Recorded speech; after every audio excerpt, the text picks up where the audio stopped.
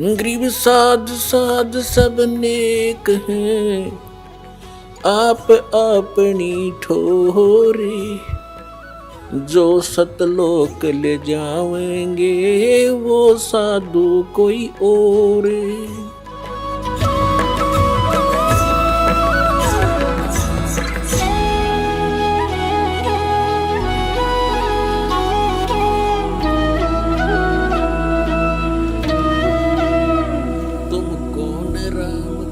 जपते जापम तात कटे ना तीनू तापम। परमात्मा कहा करते तुम किस भगवान की भक्ति कर रहे हो, किसका मंत्र जाप कर रहे हो, उन भगवानों से तुम्हारा कोई तीन ताप का जो कष्ट है वो भी दूर नहीं हो सकता। आज आपको प्रमाणित करते हैं कि हमारे सदग्रंथ भी यही प्रमाण करते रहे। श्रीमद् भगवत गीता अध्याय नंबर 7 के श्लोक नंबर 12 से लेकर 15 में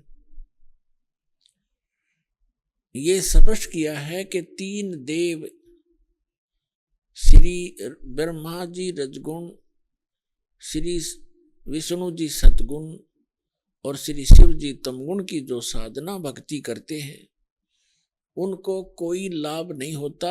इसके विपरीत श्रीमद् भगवत गीता में कहा कि इन तीनों गुणों पर आधारित, तीनों गुणों रजगुण ब्रह्मा सतगुण विष्णु तमगुण शिव जी की साधना से मिलने वाले लाभ पर अक्षणिक लाभ है। इसके ऊपर जिनकी बुद्धि सेट हो गई है और किसी की बात सुनने को तैयार नहीं है, उनको कहा है राक्षस स्वभाव को धारण किए वे मनुष्यों में नीच और दूषित कर्म करने वाले मूर्ख। गीता ज्ञानदाता कहता है मेरी भक्ति भी नहीं करते। अपने आत्मा अध्यात्म मार्ग से हम दूर घने हो गए और अज्ञान हमने ज्यादा ग्रहण कर रखा है। इसलिए प्रथम बार ये वचन कोई सुनता है तो उसको बहुत ज्यादा दुख होता है, मचल जाती है आत्मा, क्योंकि हम श्री विष्णु श्री शंकर जी इनके रंग में बहुत ज्यादा रंगे हुए हैं। और जब सच्चाई सुनते हैं एक बार कड़वी अवश्य लगती है, लेकिन कुछ दिनों के बाद वो मीठी हो जाती है, क्योंकि हमारे अज्ञान से, उस अज्ञान से हमारी आत्मा में निर्मलता समाप्त हुई और जब सच्चाई प्रारंभ होती है तो आत्मा एकदम उसके विपरीत सोचती है, सटराई करती है। लेकिन सच्चाई के अंदर इतना दम होता है वो अपना स्थान बनाकर ही रहती है। जब दास ने यह सत्संग शुरू किए इतना विरोध हुआ। एक बार तो ऐसा लगा कि परमात्मा आपका ज्ञान आपके बच्चों तक कैसे पहुंच पाएगा। कदम कदम पर विरोध हो रहा है। किसी भी वर्ग में देखिएगा सभी ये कहने लगे कि रामपाल तो निंदा करता है, लेकिन इस दास को पता था कि निंदा नहीं, एक परोपकार कर रहा हूं। जैसे सदग्रंथों को आपके रूबरू कर रहा हूं और जिन भी ऋषि महर्षि आचार्यों शंकराचार्यों या किसी संत मंडलेश्वर ने जो भी ज्ञान उन्हीं संतों को आधार मानकर बताया है उसके अनुभव को और वेदों और गीता और पुराणों से तुलना कर देता हूं। मेरा सिर्फ इतना सा काम है कि हमारे सदग्रंथ सत्य है, इसके विरुद्ध जो जिसका ज्ञान है वो असत्य है, शास्त्र विधि त्याग कर मनमाना आचरण है, वो यूजलेस है, व्यर्थ। इसको एक आलोचना ना समझें, इसको एक परोपकार समझें। जैसे ये कई शरारती व्यक्ति कुछ असामाजिक तत्व नकली नोट छाप देते हैं 500 और 1000 रुपए के। जब सरकार को पता चलता है तो वो क्या करते हैं, ओरिजिनल और डुप्लीकेट दोनों साथ साथ दिखाते हैं समाचार पत्रों में, मीडिया और इलेक्ट्रॉनिक मीडिया टीवी चैनलों पर। और वो बताते हैं कि देखो ओरिजिनल में ये वस्तु है और डुप्लीकेट ये ऐसा है, इसमें ये नहीं है, ये त्रुटि है। तो कोई ये कहे कि सरकार आलोचना कर रही है दूसरों के नोटों को, तो जची नहीं बात।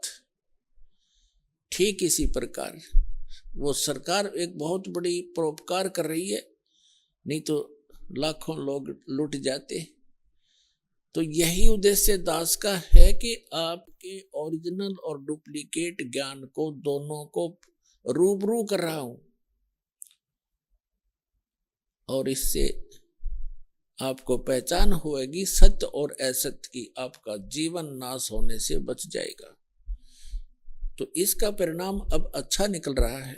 आपको दिखाते हैं श्रीमद् भगवत गीता, ये एक अनमोल ग्रंथ है, ये चारों वेदों का इसके अंदर सारांश है, और इसके अंदर बहुत ही सिस्टेमेटिकली ज्ञान दिया हुआ है, तरतीब वाइज दिया हुआ ज्ञान है। लेकिन हमारे धर्मगुरु हमारे अध्यात्म मार्ग के इन ग्रंथों को, आध्यात्मिक ग्रंथों को, सदग्रंथों को समझ नहीं सके, जिस कारण से ये हमें लोक वेद सुनाते रहे। लोक वेद का अर्थ होता है दंत कथा, अक्षेत्रीय ज्ञान। लोक वेद अक्षेत्रीय ज्ञान, दंत कथा, सुना सुनाया ज्ञान एक दूसरे से जो सत्य ना हो, उसको लोक वेद कहते। कबीर परमेश्वर जी कहते हैं, पीछे लग गया जाऊं था मैं लोक वेद के साथ, और रास्ते में सतगुरु मिल गए, दीपक दे दिया हाथ। जैसे परमात्मा हमारे को समझाने के लिए अपने ऊपर ही वो सब उदाहरण कोड करते हैं, एग्जाम्पल कोड करते हैं, उदाहरण लगाते हैं। क्या बताना चाहते हैं परमात्मा के पहले में लोकवेद यानी सुने सुनाए अपने धर्म मजहब अक्षेत्र में जो भी साधनाएं पूजाएं चल रही थी, उस लोक वेद के आधार से भक्ति कर रहा था। फिर सतगुरु मिल गए जिसने तत्व ज्ञान रूपी टॉर्च दीपक हमें दे दिया। अब उस तत्व ज्ञान रूपी टॉर्च यानी दीपक की रोशनी में अब हम भटक नहीं सकते, हम सीधे रास्ते चलेंगे जो मालिक ने बताया है। तो जैसे ये दास पहले श्री कृष्ण, श्री विष्णु, श्री रामचंद्र जी और शंकर भगवान का पुजारी था, हनुमान जी का पुजारी था, यानी सभी साजली पूजा हम करते ही थे। सभी हिंदू जो भी देव किसी ने बता दिया इससे बहुत लाभ होता है, उसी की उपासना प्रारंभ कर दिया करते थे। तो ये था लोकवेद। और फिर परम संत आदरणीय स्वामी रामदेवानंद जी मिले मुझदास को, उन्होंने जो रास्ता दिखाया, तत्व ज्ञान रूपी टॉर्च दे दी। तो उस टॉर्च की रोशनी में दास फिर उस लोक वेद को त्याग कर और यथार्थ मार्ग ग्रहण कर लिया। अब जैसे जो आज प्रसंग जो चला है कि जो साधनाएं हम किया करते थे और उन्हीं साधनाओं को हमारे दूसरे कुल के लोग भी करते थे, उनसे अच्छा हमारी व्यवस्था रही।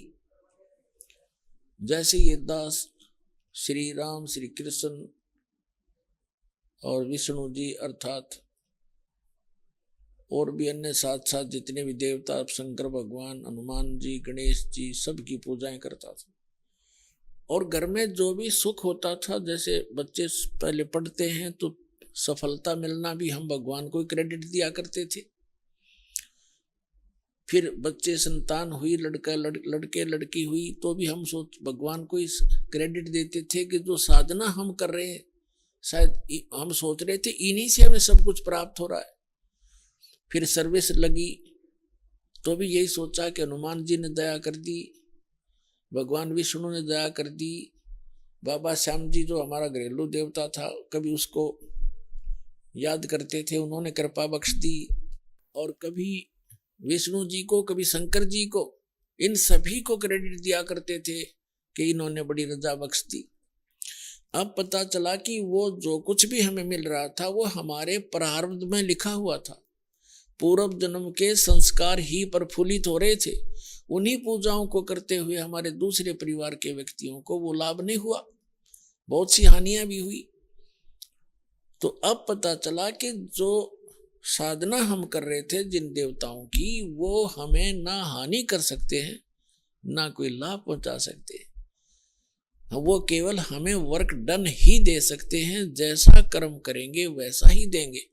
पूर्व जन्म का किया हुआ जो संचित कर्म होते हैं उनमें से एवरेज में निकाले जाते हैं पुण्य और पाप, उससे एक जीवन बना दिया जाता है जिसको प्रारब्ध कहते हैं, किस्मत कहते हैं। तो जब तक हम पूर्ण परमात्मा की साधना सत साधना नहीं करते तब तक हम केवल अपना प्रारब्ध ही भोग रहे होते हैं, अपने किस्मत को से ही प्राप्त कर रहे होते हैं। और जब हम परमात्मा पूर्ण परमात्मा की शरण में आते हैं, पूर्ण संत मिल जाते हैं, सत साधना मिल जाती है, फिर हम उससे हटकर लाभ लेते हैं। जैसे पहले वाली साधना इन अन्य देव भगवानों की पूजाओं से, जैसे ब्रह्मा विष्णु महेश जी और ब्रह्म तथा परब्रह्म सरपुरुष जिसे कहा है अक्षर पुरुष, इनकी भक्ति करने वालों को केवल किया हुआ कर्म ही मिलेगा। उनके प्रारब्ध में यदि दुख है तो वो दुख होगा ही होगा। किसी का पुत्र मरना है तो मरेगा ही मरेगा, किसी की टांग कटनी है तो कटेगा ही कटेगी। उसे आपके प्रारब्ध में परिवर्तन नहीं हो सकता। हाँ, अशुभ और अशुभ दोनों डिपॉजिट होते चले जाएंगे, वो आपके संचित कर्मों में जुड़ जाएंगे। और जब हम पूर्ण परमात्मा सत्य पुरुष कबीर भगवान की भक्ति करेंगे पूर्ण संत से लेकर, इन नकलियों से नहीं, उससे कोई लाभ नहीं होना। सत साधना, सत मंत्र और पूर्ण सतगुरु और सच्ची लगन से मर्यादा में रहते हुए जो भक्ति करेंगे, फिर उनकी प्रारब्ध में यदि कोई हानि होनी है वो नहीं होगी। वो परमात्मा का विधान है, वो समर्थ परमात्मा है, वो हानि को टाल देता है, पुण्य आपके प्रफुल्लित होंगे। उदाहरण के लिए जैसे किसान खेती बीजता है, गेहूं बोता है, उसके अंदर खरपतवार भी साथ उग जाता है और गेहूं से भी अधिक उग जाता है। तो पहले इसका कोई समाधान नहीं था, पहले ऐसी कोई मेडिसिन की कोई ऐसे नहीं हुई थी, डिस्कवरी नहीं हुई थी, अनुसंधान नहीं हो पाया था। और अब एक ऐसी मेडिसिन बना दी है वैज्ञानिकों ने कि उस मेडिसिन को, उस दवाई को पानी में डाल दिया जाता है, खेती के अंदर पानी में डालकर छिड़क दिया जाता है, तो वो घास को, खरपतवार को नष्ट कर देती है, फसल जो की तो खड़ी रहती है, उसको हानि नहीं करती, तो वो फसल दुगनी होती है। इसी प्रकार अब परमात्मा ने यह दया बख्शी है, अपने वो जैसा नियम है उसका, वो रहस्य गूढ़ मंत्र, वो गुप्त मंत्र परमात्मा यहाँ सार्वजनिक करता है, जिसके जाप करने से हमारा वो खरपतवार रूपी पाप नष्ट हो जाते हैं, हमारे पुण्य शेष रह जाते हैं।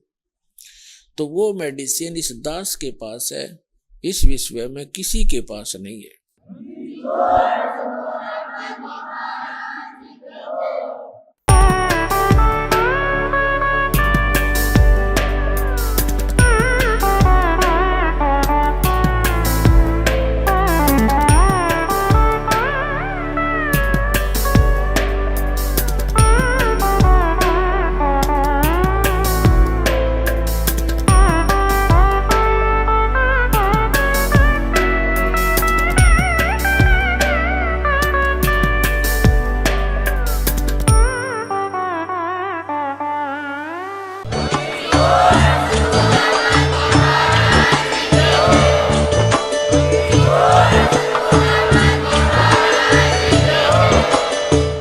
सुन रहे थे जगत गुरु तत्वदर्शी संत रामपाल जी महाराज जी के मंगल प्रवचन। अधिक जानकारी के लिए विजिट कीजिए हमारी वेबसाइट www.jagatgururampalji.org। संत रामपाल जी महाराज जी के शुभ आशीर्वाद से पूरे विश्व भर में 500 से भी ज्यादा नाम दीक्षा केंद्र हैं, जिन पर संत रामपाल जी महाराज जी द्वारा ऑनलाइन निशुल्क नाम दीक्षा दी जा रही है। अपने नजदीकी नाम दीक्षा केंद्र का पता करने के लिए संपर्क करें 8222880541।